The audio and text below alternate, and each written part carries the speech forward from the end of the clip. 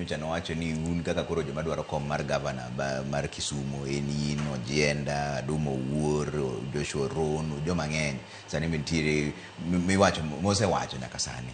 To nowacho ni ubro bet kodu piny mondo mugo mbaka ni bosechane kusupodi. Well, to ponono ni okodhi kaka ng'ato dwaro. Be usewuoyo un uwegi mondo muwinjru ni kaka joka ng'ato mae yo mwadhi luwo. Well, yiero en higa mar 2027 koro pon gi thuolo matin. To anada wacho e kora ni gima baba nyo wacho anayie godo ko wabedo piny mwawinjore to gima wawinjore no emana dhi timade emana dhi luwo. Tijena mondo mi awach kama nikech ing'eyo ni telo mar county ok en gima yot ahinya. Ang'eyo nitie members of parliament mosebedo governors. Okay, example achiel kuom gen Governor Gladys Wanga. Nitie senators bende mosebedo governors. Tadwaro ni mondo ng'e ane matut ahinya the kind of leadership manche gin godo kapok gibedo kanye, kapok gichopo kanye. King'iyo Governor Professor Peter Anyang' Nyong'o, kane gin e parliament, he was one of the selected members of parliament, minister. Okay, mobedo ang'o mobedo minister. Mar ariyo, lead very powerful committees in both in the National Assembly and at the Senate. The same goes with Ochilo Mbogo. The same goes with Governor James Agro-Orengo. He was even a minority leader at some point.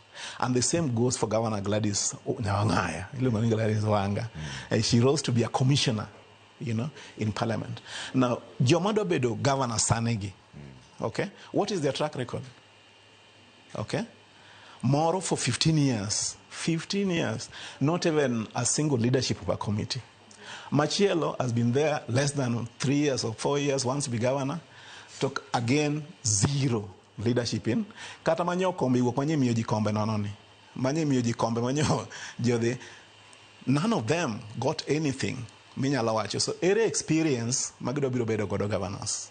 Now opposed to them, I have been there myself. Okay? Learning and working with Governor Nyong'o. Mano kan gima nang'eyo, ano kada bedo member of parliament, kada bedo senator, kada bedo anything. Omiyo kopogore gi gima nyo jakom wacho, and I'm getting myself ready. Okay? Mondo me attempt my part as the governor of Kisumu for 2 terms. Okay? And whatever which we'll have come up with, katakapone oken, I will support whoever that person is. And I want to challenge them.